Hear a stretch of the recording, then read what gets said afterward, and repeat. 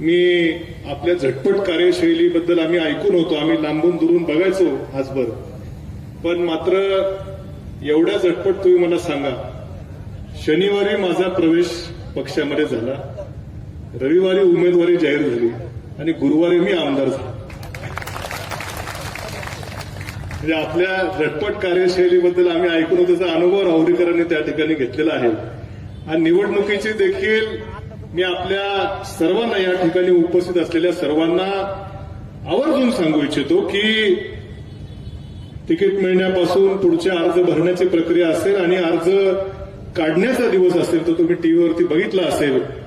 या सर्व प्रक्रियेमध्ये सर्वात सिंहाचा वाटा कुणी उचलला असेल तर तो आदरणीय विखे पाटील साहेबांनी उचललेला आहे, हे आपण सर्वांनी बघितलेलं आहे. खरं 5 वर्ष विधानसभेमध्ये मी होतो, आता मी पुन्हा आलो, विधानसभेत नाही पण विधान परिषदेत आलो आणि मला खात्री आहे की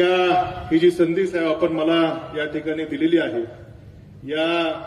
संधीच्या रूपानं या आता फक्त राहुरी नगर पाथर्डी विधानसभा मतदारसंघ तर आहेच, परंतु जिल्ह्यातल्या स्थानिक स्वराज्य संस्थांचे देखील प्रश्न विधान परिषदेच्या सभागृहात मांडण्याची जी संधी आपण मला दिली, या संधीचं निश्चितपणे सार्थक करून दाखवल्याशिवाय राहणार नाही, अशी ग्वाही आपल्याला आम्हा सर्वांच्या उपस्थिती या ठिकाणी देतो.